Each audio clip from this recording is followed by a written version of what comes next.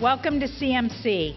I'm Mindy Wright, a member of CMC's Board of Trustees, and I'm also Senior Outreach Coordinator at Ohio State. It's really good to see everybody here today, and clearly you all are happy to see each other too. Today, the Columbus Metropolitan Club presents Childhood Needs to Succeed, a measure for Franklin County, sponsored by PNC, who's represented here today by many of their friends and associates. Let's take a moment to thank them.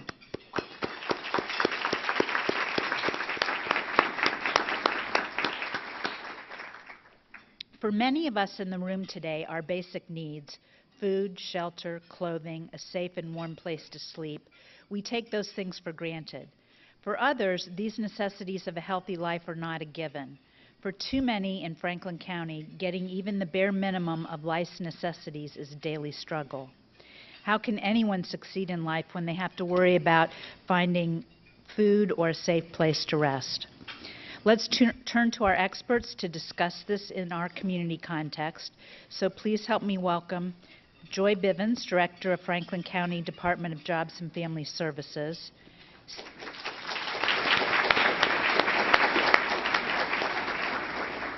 Steve Ives, CEO of YMCA of Central Ohio.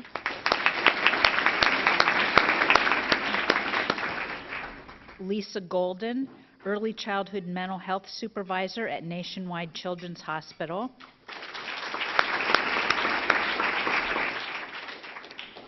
CEO of Action for Children, Eric Karolak. And Executive Director of ThoughtWell, Lynette Cook.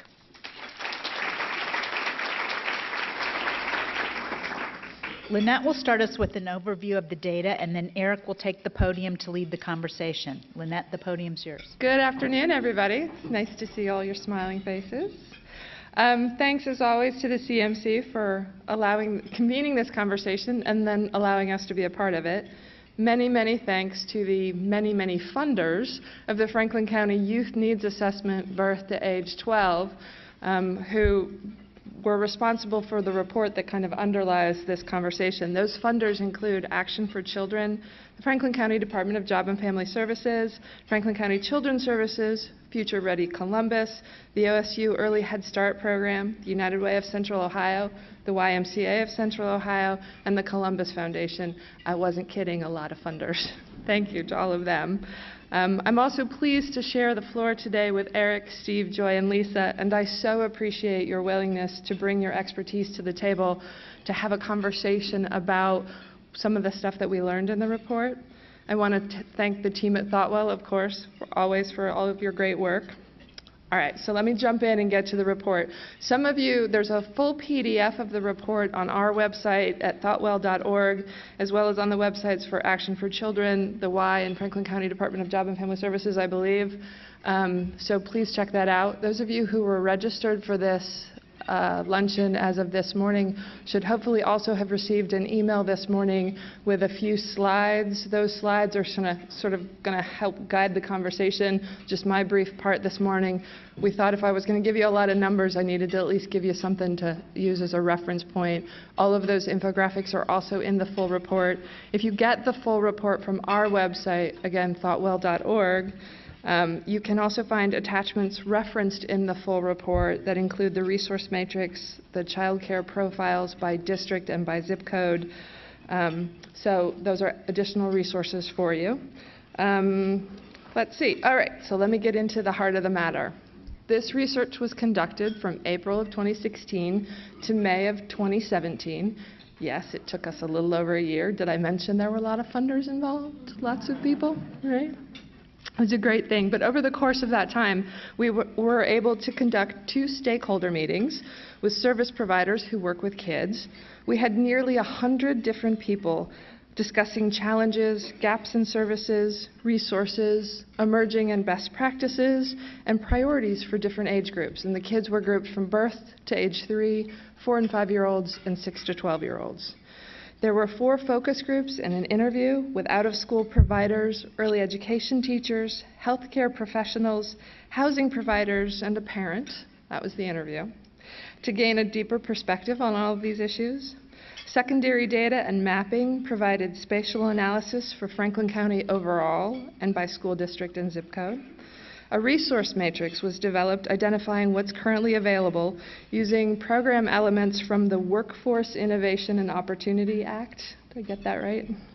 And categorizing programs with age, target audience, and location information. Early education profiles were created at the zip code and school district level with localized child population and education data. And finally, a gap analysis, pulling information from each of these tasks and synthesizing that into a concise summary of key strengths and opportunities for improvement for the 4 thematic areas, which include family and life, childcare and education, health and wellness, and social emotional development. So a lot of information, a lot of great people involved in this project. We were thrilled to be a part of it. So let me jump in. For those of you who called up that slide, either printed it or called it up on one of your devices, I'm now looking at slide 1. What we found, more than 2/3 of parents reported that their child's school does very well or well at school planning, leadership, and volunteer opportunities. There are more data points in there, but let me reiterate that parents are saying positive things about their schools. Community members were particularly concerned with social emotional health of young children, mentioning things like a rise in tween and teen suicide, lack of parental involvement in addressing behavioral and social emotional issues in their children, and a perceived rise in preschool suspensions and expulsions. Let me say that again. Preschool suspensions and expulsions. I had to stop when I first read that in the report. What's going on for preschool kids in their life that their behavior is such that they're at risk of suspension or expulsion at a preschool level? Wow. But I have a lot more data to talk about, so we can't even stop there. A big challenge is the lack of childcare options with extended hours. So while nearly 40% of providers offer after-hours care, just under 11% actually provide care for second and third shift. Nearly 36% of parents with a child in childcare reported that they didn't qualify for government assistance, and yet they struggle to afford childcare. And of course, we have to talk about poverty. 13% of families in Franklin County live at or below poverty, compared to 11% statewide. That jumps to just over 20% for families with kids under 18, and 45.2% of female-headed households with kids living at home. So that's from a family perspective, but now let's just think about the kids. Thinking about poverty from the perspective of just children, 25% of children overall between the ages of 6 and 11 live in poverty. That's 1 in 4. And the disparity is even more shocking. 44.7% of African American children between the ages of 6 and 11 are living in poverty, compared to 37.2% of Hispanic Latino children and 15% of white children. There's actually a map, and we're now on page 3 of the slide deck. It's also page 4 of the report. There's a map of where poverty is most prevalent in our community. Unfortunately, many of you are not going to be surprised to learn that 4 zip codes in our community have 30% or higher of families in that zip code living at poverty. An additional 8 zip codes, that percentage is above 20%. Those zip codes are most of them are directly surrounding downtown, either on the east or the south side. All right, slide 4. I know I'm going really fast through a lot of data, but I only have a couple more minutes. All right, slide 4. 111 licensed childcare providers responded to our provider survey. Among them, 55.5% reported having step up to quality rating of 1 star or higher.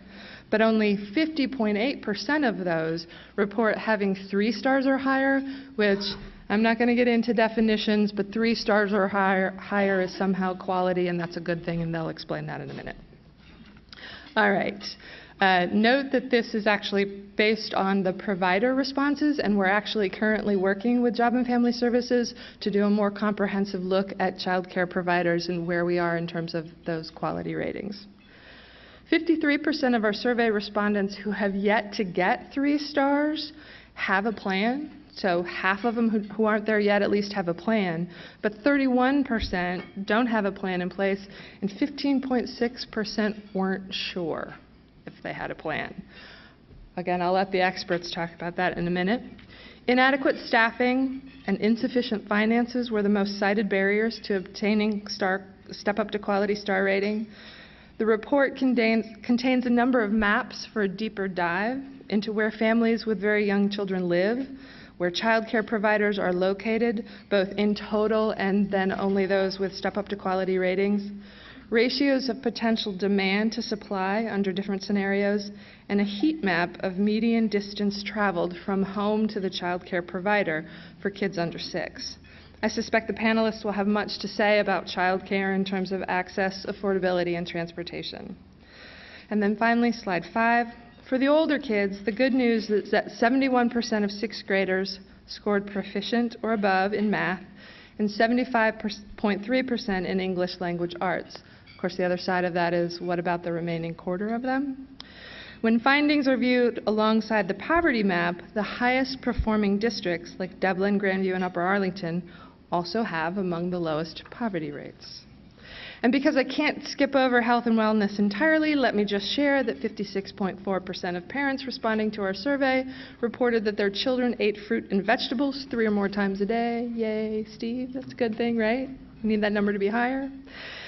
Okay, so there's so much more to share. It was nearly impossible to pick out the best bits to mention, and I'm probably slightly over my 7 minutes, so I hope you'll get yourself a copy of the full report and spend some time with it. It's really interesting data, I promise it is.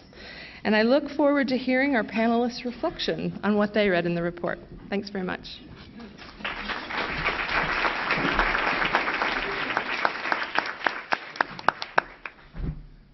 Good morning or good afternoon, and thank you, Lynette. You and your team did a great job with a really complicated project. You know, I'm sure you all know that for nonprofits and government agencies, needs assessments are akin to market analyses for for-profit concerns. They're how we know our programming is what's needed to meet the needs of our consumers, of our clients, of our communities, and what we need to do to change that programming. Many of us turn to Thoughtwell for our needs assessments, and it occurred to me, as I heard that occurring, that maybe we could look to the common elements of our needs assessments and turn to Thoughtwell in a way that might be both, that would be collective and would both benefit sort of the resource efficiency and help us figure out, break down some of the silos in our sector so we could identify cross currents that would helpfully promote innovative programming. And all those funders, Lynette went out and worked with each of us, producing a product that is thought-provoking. It doesn't answer all the questions. We have other questions that weren't part of that common selection. And also, a good report should generate more questions. You should leave here wondering about more, because we have so much more to find out. And I'm glad to know that we have partners in the community at the United Way, the Columbus Foundation, who are doing other assessments that will help us figure out how the pieces of the puzzle fit together. You know, finding out how those pieces fit together, and I don't know what the last puzzle piece is, it's not this one, but finding out how those puzzle pieces fit together has never been more important, more critical. Especially if Columbus is to truly be America's opportunity city. There are so many facets to poverty. Housing, Michelle, food insecurity, employment. And every one of them is important, but if we're to get ourselves out ahead of poverty in the future, in 2020, 2025, and 2030, I believe there's no more important place for us to keep our attention and focus than with the needs of youth, young children 0 to 12 particularly, which is the focus of the needs assessment. You know, this month, a child was taken to child care for the first time in his life. And later today, preschoolers will be learning letters and numbers. And this afternoon at lunch, there's a gaggle of kids just can't wait to get to their after-school enrichment program.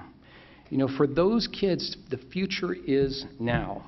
You might have gone to a preschool graduation this past summer. Joy, I know we did.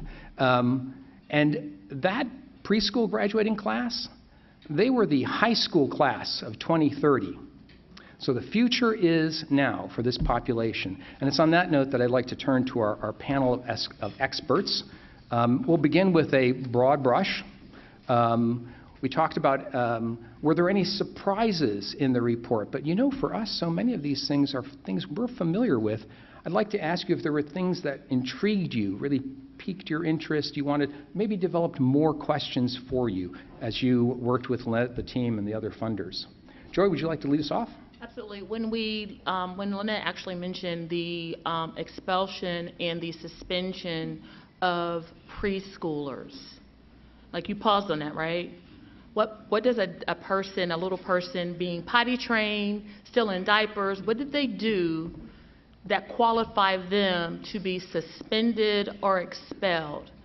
It actually causes me to pause because I not just look at the child, I look at the family in the household. What's going on in the household that would cause this type of behavior, if it's normal or not normal, for an educator to deem this child to be suspended or expelled? So that surprised me. I think I was equally surprised by how much that was there, but not so much from our experience. So I think as I've talked with our staff team about what we've experienced over the past summer and the past years, there's been a huge uptick in the behavioral challenges that we have. And I can tell you that my first reaction when I hear that a young person is having to leave one of our programs is to say, no, we can't do that.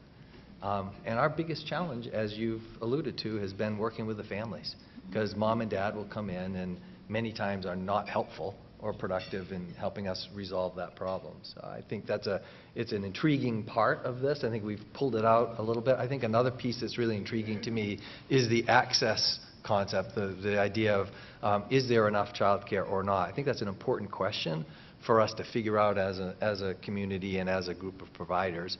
And if there are pockets where there aren't enough access, where there isn't enough access, I think there's some really interesting opportunities for us to work together to help make that happen. And likewise, I'm actually not surprised by the preschool expulsion rates and the increase in expulsions in our community. What the report really brings together is those reasons why that is an issue: the high poverty rates, the parenting in the homes, the lack of mental health services. So I'm curious more about the trauma. Trauma is introduced in the report as being one of those concerns with families in our communities. So I want to hear more from the families, more from providers and their understandings of their families. We often talk about trying to get upstream on these issues, and childhood trauma is definitely an area I think that we should do more and more work on, if it be protecting kids from child sexual abuse or physical abuse or neglect. Finding ways as a community, as a society, to create safer spaces and safer environments for kids is really important to me, and I think ultimately will make the difference in the long run. I think at Job and Family Services, one of the things we're doing now is being more innovative as it relates to our funding dollars to address some of the core issues that we're seeing as it relates to trauma. Just recently, we approved some dollars for FCFC, the Family First Council, to do a program in Columbus City schools as it relates to building better lives. And what they're doing is they are training staff and equipping staff and support staff on what trauma is and how to be better equipped in dealing with children who are dealing with adverse childhood experiences. I'm so glad that families came up front and center right off the bat. This is not scripted, as you can tell, and they are really the core of this. We begin with our work with families and the children in them, of course. I don't want to lose sight of childcare, because for so many families, children are out of home for a long period of time. You know, nationally, the average is 36 hours a week, and about 2/3 of children. So, Steve, you brought up the idea of supply, and maybe we should begin with defining what childcare is and how we understand quality in those settings, And Joy, I know, Director Bivens, you are responsible for a lot of the funding and work with the state in Step Up to Quality, that program that we are working with at Action for Children as well. Maybe that would be a good place to begin that conversation about supply, to actually look at what are the measures of quality in early childhood. So I'm going to pause on that one. I see Rhonda Johnson in the room, who is a part of Columbus City, as well as the Future Ready partnership that we have. When we look at quality, so in 2014 in the governor's budget, there was some legislation that was written stating that centers now, early learning centers now, must be Step Up to Quality certified. And what Step Up to Quality certification basically is, it is a 5-star rating system. Each star signifies a level of quality and commitment on the provider, safety, parent engagement, hiring quality staff. So whereas before, when my children went to school, I like to explain things in 4th grade level, so I hope that doesn't offend anyone. I know you heard all the data, but you know, when my children went to school, it was an early learning center, applied to be an early learning center through the state, and they went through the inspections and that type of thing. Now the state and the Ohio Department of Job and Family Services, in addition to the Ohio Department of Education, they are enforcing or administering the Step Up to Quality standard, meaning, you know, your center should have some type of system in place that deems it quality. So that quality, again, is measured by the teachers that you hire. Do they have degrees? Safety, you know, parent engagement, those types of things. And when we ask, do we have enough quality care, I moved the ball on this one. Rhonda will probably tell you something different, as well as my colleagues, because I always wonder, currently we have about 32,000 children that receive publicly funded child care in Franklin County. 32,000. So if today was 2020, 28,000 children would lose their publicly funded child care slots, because that's how many publicly funded child care centers are star rated. Let that sink in. So you would assume the 28,000 could then say, oh, we'll just find another center. You can't find another center because there's not enough centers, again, that are star rated. So do we have enough access? We have a lot of centers. We have home providers, we have early learning centers, but in the parent's perspective, do we have centers that are open after 5 o'clock? Do we have centers that can assist with kids who are special needs? Do we have the infrastructure in place? There's a shortage of Step Up to Quality centers. We have about 964, I believe, currently in Franklin County. But again, I'm kind of iffy on that one, because when we look at the standard now going into 2020, we do not have enough Step Up to Quality centers to engage these children. So my answer on that is no. And Steve, the YMCA is one of the largest providers of child care in our community. What's your sense in terms of the volume, the supply? Is it sufficient to meet demand? Is it at the right level of quality? What are you seeing in your programs? I think a thing to note is that we're a pretty large organization with more resources than many others, and it's still a chore for us. It's still a challenge for us to imagine getting all of our centers to the quote-unquote star ratings. And I think the reality is that there are so many other centers out there that some of them may be able to be lifted up, and I think that's a place where we as partners, as colleagues, as community citizens need to think about how do we help them get there. You ask any parent who has their child in a decent child care center and they've had them there for a little while, they're going to say it's a quality child care center. The staff love me, I love the staff, it's clean, it's safe, my child comes home happy. And I think that this notion of quality, we might need to tip it on its ear a little bit and suggest that this is about being qualified. These are qualification levels in terms of getting kids kindergarten ready and having them emotionally and socially prepared to be in the schools, because sometimes it's going to be, I think it's going to be intimidating for some of the centers that believe themselves to be running a good center to jump onto this bandwagon of doing all the work entailed, and also the resources to help them move down that path are going to be a challenge for us. But I think the reality is that there's a lot of capacity, that isn't at the level that we want and need it to be in order for our children to really get what they want and need out of their education. I took a quick look at the Action for Children table, and a lot of nods there, because we work with over 200 programs on an average week, and there is a lot of surprise when folks find out just where they are when you look to other measures.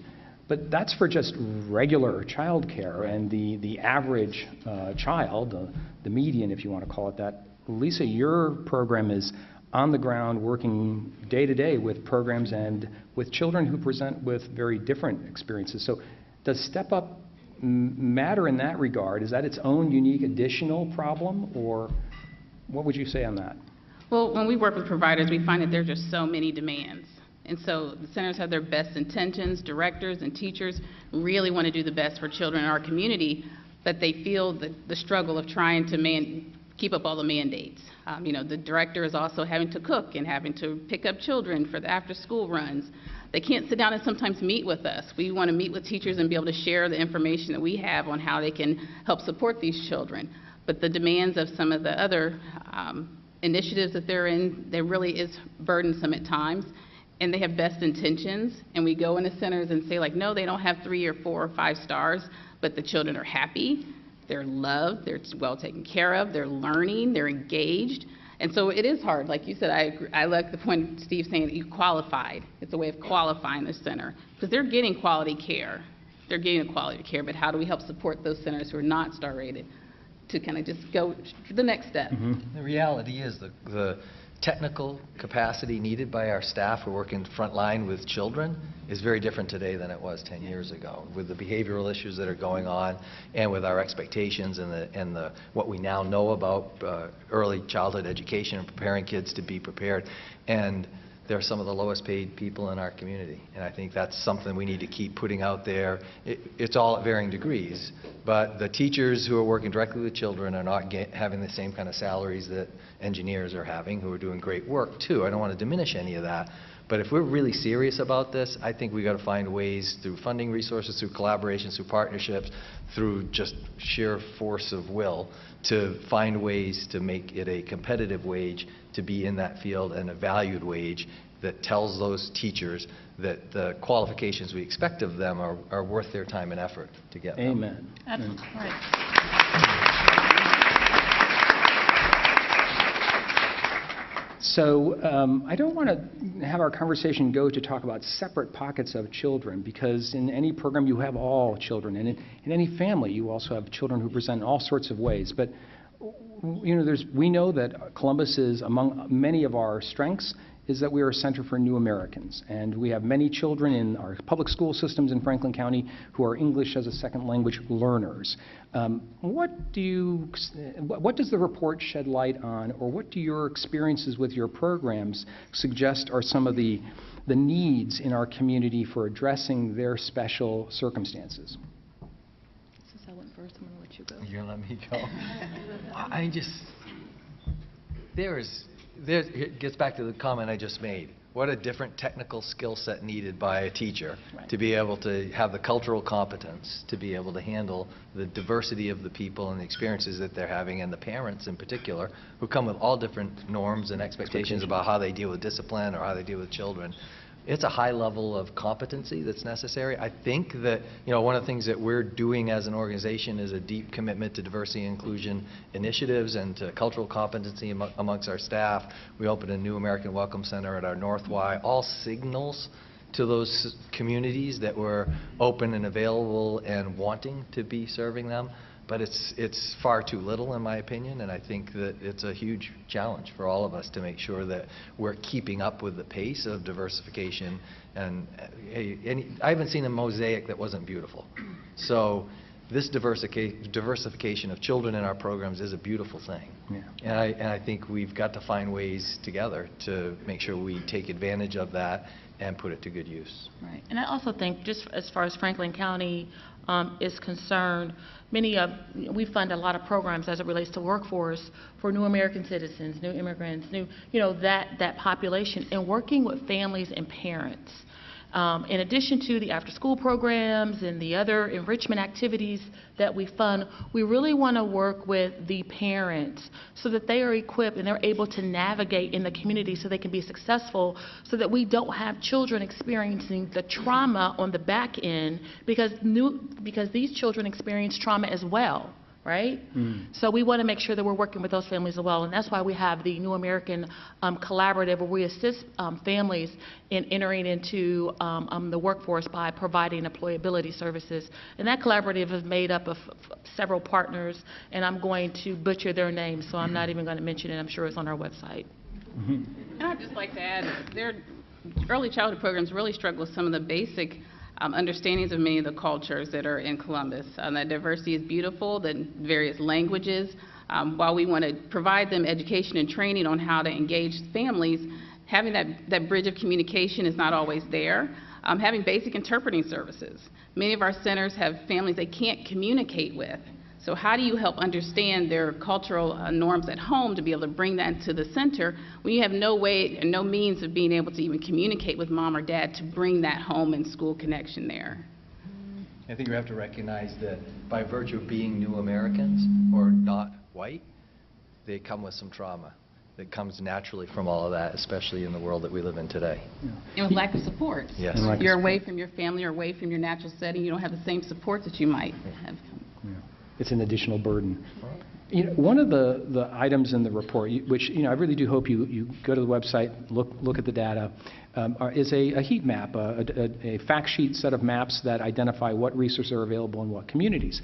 And you really see that the child care shortage answer, there really isn't one for Franklin County or for the city of Columbus. There's one that's sort of neighborhood by neighborhood, and I mean neighborhood like the street I grew up on neighborhood.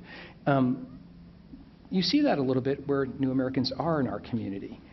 Can you talk a little bit about what your agencies do, what programs, what your experiences in working with programs have been about the neighborhood by neighborhood nature of the needs of 0 to 12 youth?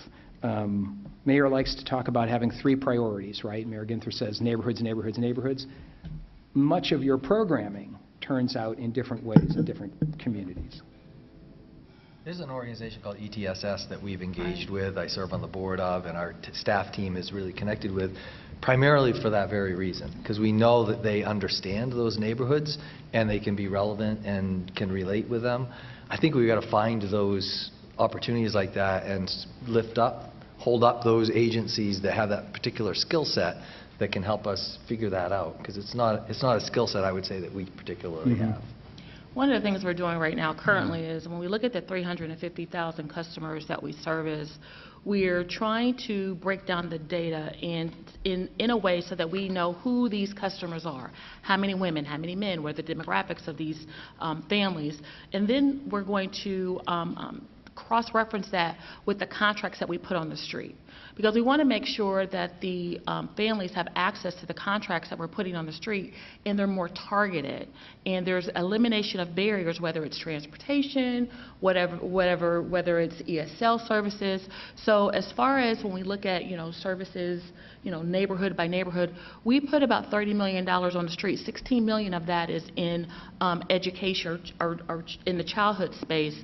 After school programs, enrichment programs. We also, we do the summer youth jobs. We work with the Workforce Development Board. I see Lisa Pat McDaniel here, with the older youth. But, we don't have, I don't believe we have been concentrated on looking at neighborhoods. Again, as we look at the trauma-informed care work that we're doing with Columbus City, there are about 5 or 6 schools we're working with right now in the nearest east side. But since we're trying to diversify the county and touch the county, it's not neighborhood specific.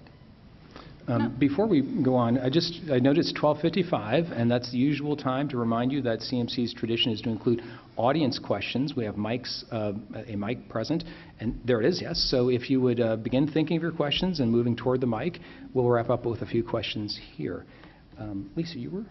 I just wanted to add, the Nationwide Children's also is very committed to the area surrounding the hospital. They have an initiative called the Healthy Neighborhoods, Healthy Families Program, working to improve the quality of the health and the well-being of children and families in that area of the surrounding the hospital, with some mentorship opportunities, working in the local schools there. offering medical and nursing staff in the schools, and being able to really help address the needs of family. There's workforce development opportunities, and there's pre-K and kindergarten services that we're offering in those schools. So that really focusing in that needed area. And the investment in Nationwide Children's Hospital in those zip codes has really been very, very critical to the community. Steve, you have an interesting initiative in Lindon. That was the first neighborhood the city tackled, so to speak, here recently. Yeah, so we're honored to be partnered with Battelle, who has selected us as a lead agency to do something really unique, which is different for the Y. We're not going in and opening a child care center. We're not going in and building a building. We are finding linkages in that area and ways in which we can enhance other investments or other assets that are being created there. And so we tackled early childhood development first, and by identifying the number of centers that weren't star rated or didn't have their staff on the training path for that, and partnered with your agency, and your staff have been wonderful to go out and work directly on the streets with those families and with those providers to help move them down that path. So it was a signal that the community cares and that this matters, and we're going to put some resources behind helping other child care centers elevate their game and become more qualified to have kids ready for school when they get into kindergarten. Can I make a statement really quick? Going back to the trauma that we see children experiencing, we as adults, many times when we read the newspaper, we look at data and it says homelessness is at this rate, food instability is at this rate. When I see those numbers, I see kids immediately, because if I'm having a bad day, you know, I can just have a bad day. But if I go home and there's no food in my refrigerator, my car breaks down, I lose my home, that affects my children. So it's magnified times 10 when we talk about the issues that we as adults face. And I think one of the things as a community that we can do a better job of, and I know that I actually sit on the White House City School Board as well, you know, is as adults, is start mentoring families, getting engaged in families' lives, not just with kids. Kids need mentors, of course, and we need as many mentors as possible. And I know, Dan Good, you're looking at me like, amen, we do, right? All of our school districts do, right? We need everyone that is able to mentor. But we also need people who, because it doesn't cost to care. So if you see a family struggling, if you know that someone, you know, you come across someone at your church or, you know, in the community and things doesn't, you know, they seem to be struggling a little bit, you know, we're at a point now, and I believe in our society, where we need to start engaging in other people's lives that have nothing to do with us so that we can lift them up. That's an excellent point. Thank you. You know, yeah, please. Joy, I'm an early childhood guy, so I need to stretch my mind sometimes. You brought up mentoring. We tend to think of that as school agers. And earlier, you also talked about enrichment programs, summer camps. Do you want to talk a little bit more about opportunities in that, and Steve, of course, your organization as well, opportunities for the older children in this needs report, say the 6 to 12 population? So I don't study all of our contracts, so you're going to have to excuse me. So don't hold me to the numbers. So right now we have after-school programs again that we fund, and that are in our elementary schools. You see some in Columbus as well as our other districts. In addition to, there are programs that we do in the summertime, our summer youth camps.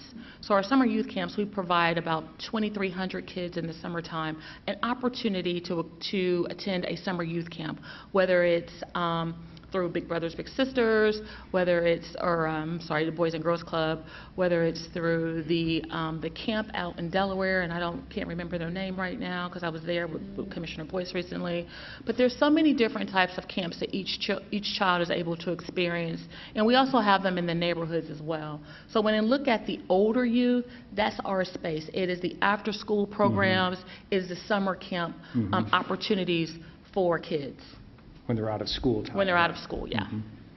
So the first community that I served, Portland, Maine, as a youth program director at a YMCA there, one of the things that came out of that community was a very large foundation that chose to make sure that summer camp was available for every fifth grader in that community. And so they made that commitment. Every fifth grader family got a $1,000 voucher that they could use to send their kid to or pay for camp at any one of the other centers. The beautiful thing about that was there were a lot more camps that started opening up, right? That's a lot of opportunity. And so it incentivized us to grow our summer camps. And I've mentioned this to many funders in this community in hopes that someday something along those lines might take seed, because how powerful might that be if every kid, regardless of, not just the poor kids, every kid was incentivized to have that camp experience. I happen to believe in it. I grew up in the camping world, that the magic that happens during the summer months, we can't put a price tag on it, because without that, there's kids sitting doing nothing and losing learning, and all the math is there to tell us all of that. But I think there's a great opportunity for this community to rally around that notion of making access to summer camp experiences for every fifth grader a possibility.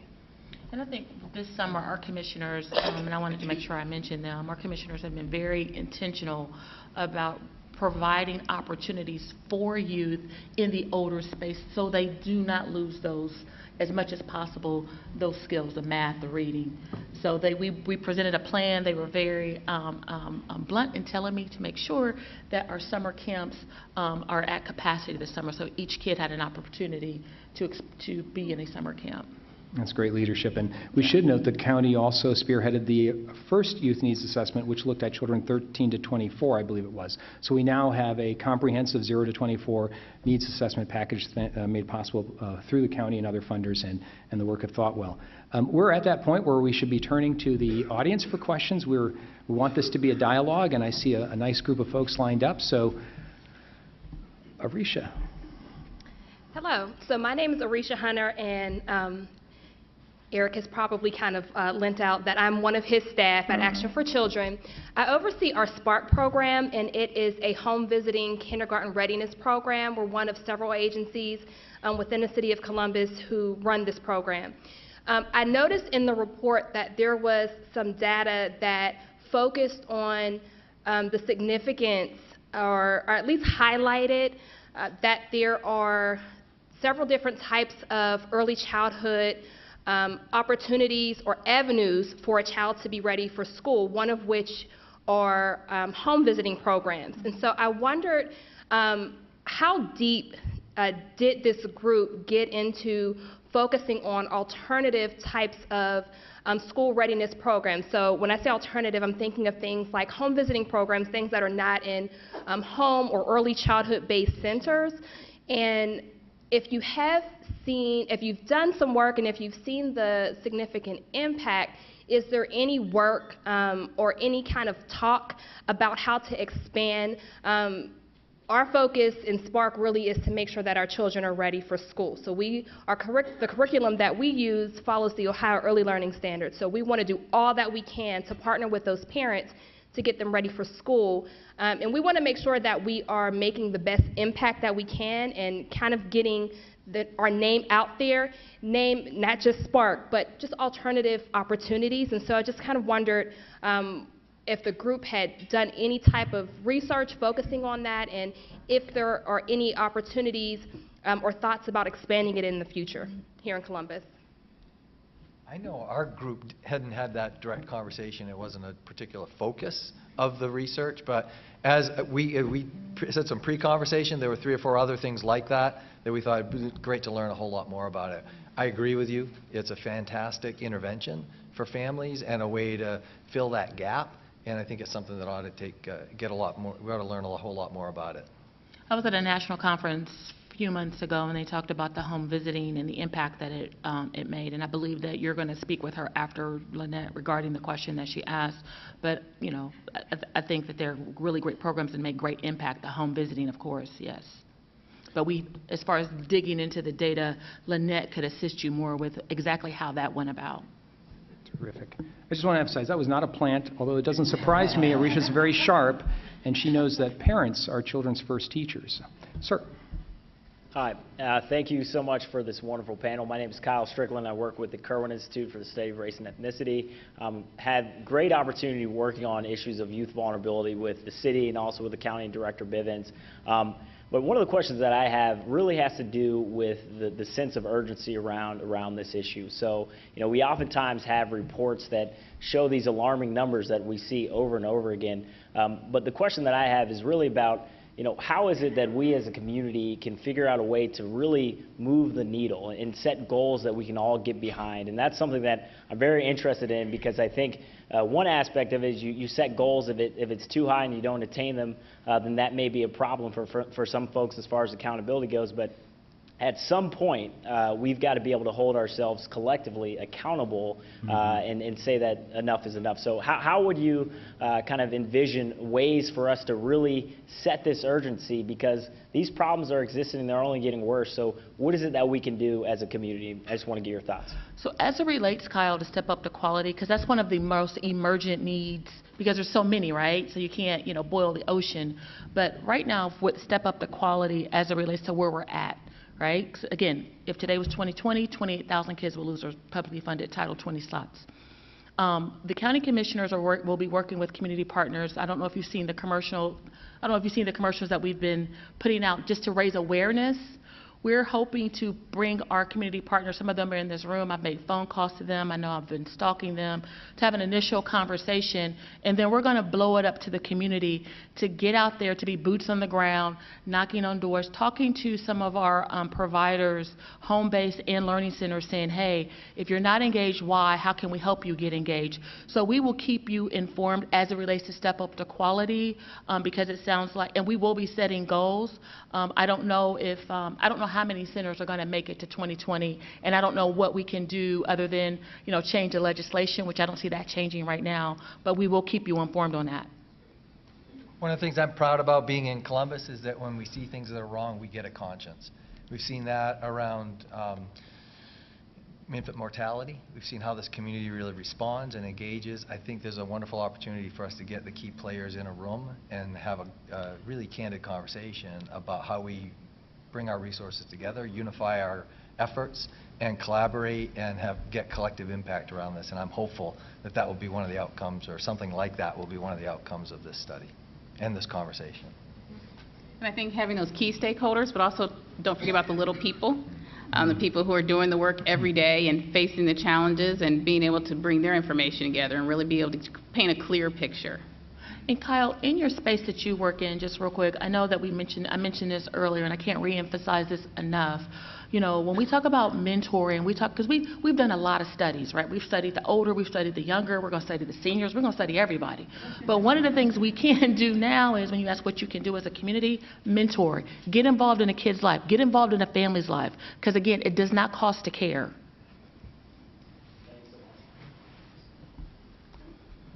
Good afternoon. My name is Sean McKenzie. I'm with the Children's Defense Fund. I had a quick question about step up to quality in the context of the expulsions and suspensions. And I was curious if either by way of data or by way of anecdote in what you're seeing in programs that you're observing, if you're seeing the correlation between 1 star and high levels of expulsions, suspensions, whatnot. And the context for that is, last year in the state legislature, there was legislation to consider some limitations on suspensions for children in the 3rd grade and lower. There's some interest in that as well now. And as you were speaking, I realized, I don't know that step up to quality has been a part of that conversation as this issue has come back on the table.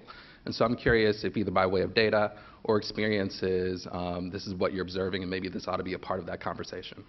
Well, I'll jump in on that. So we work with programs all over Franklin County to respond to centers that call us kind of in crisis mode. The Ohio Department of Mental Health and Addiction Services, along with Nationwide Children's, has created the Ohio Preschool Expulsion Prevention Partnership, which is a hotline that centers can call for a free service to get some short-term support when they're considering expelling a child. And we get centers that have 0 stars to 5 stars. And so we are seeing that the need is great. It is not just the centers who are not star rated or not considered to be of quality. We're seeing centers that have 4 and 5 stars that need just as much support. They have educated teachers, they have high staff, they have qualified staff, they have little turnover. But when it comes to equipping those teachers to manage those behaviors and really bridge the information and awareness of trauma and the awareness of the challenges children have, and to translate into practice in the classroom, that still is a need. And so when we have early child mental health consultants like myself and our team that can go in and support those centers, that's really what we're trying to do to meet that need. I don't have numbers exactly to tell you, but I can tell you anecdotally, we see it across Franklin County, across the quality rating system. And there's not a lot of ways to track that. And so in our school districts and our school systems, we have formal ways to track that. But a parent who's asked repeatedly to come pick their child up, no, that's not expulsion, but if mom has a job where she can't leave, they have to find other places to have child care. So, expulsion is one term, but we think about those soft expulsions where they no longer have those really true means of child care. It still is a problem. We in our different levels of rating that we have in our programs, it's universal. Mom and dad still sometimes, regardless of which center and how good the staff are, refuse to come pick up their child, which sets off a whole litany of other kinds of things that have to be dealt with. I think that's the bigger issue, regardless of the rating of the. That helps to have better educated, more highly qualified people to manage and lead through it. But I think we have to identify we have a deeper, bigger issue. Our folks in the school district, they have to use it as a tool. Teachers have to know. Our teachers have to know that they've got they can draw a line in the sand at some point to create a safe space for all the kids in the program and for the staff that are there. But it's extremely difficult to figure out, no matter how qualified you are, how to manage that dynamic that I just shared. And it's difficult. They don't want those children to leave. Right. They want to keep them in their classroom. They Yeah. want to keep them in their centers. But when the burden is so great to the other children and to the teachers, it really is hard to do that. And I'm glad you asked the question the way you did, because it underscores, I remember the bill in the legislature in the last session, it underscores that there is a difference in the K-12 world and the early childhood world. In K-12, we have a public, free public education, the bedrock of American democracy. And it is a mostly public space. We treat that education as a public good. But in the early childhood space, while schools, Columbus City schools and other schools in our county are important providers of early childhood services, it's primarily a market-based activity. You who had children and had taken them to child care understand that, right? And so how the legislature approaches fixes in both of those places, and not taking a position on that bill or anything, but is different. It has to take into account the different nature of the public versus private worlds that early childhood crosses. I would be interested in seeing the data in the neighborhoods, and that's what we're picking apart right now. In certain zip codes, in certain neighborhoods, we know that there are going to be higher number of early learning centers who are not Step Up to Quality certified. And I'm interested in seeing, once we really extract that, I have a team working on that right now, seeing what that really looks like. Mm-hmm.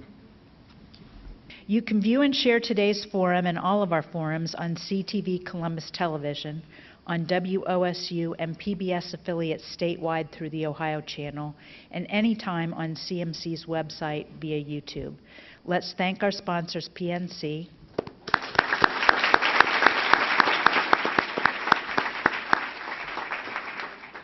and our speakers, Joy Bivens, Steve Ives, Lisa Golden, Eric Krolak, and Lynette Cook. And thanks to all of you for being here.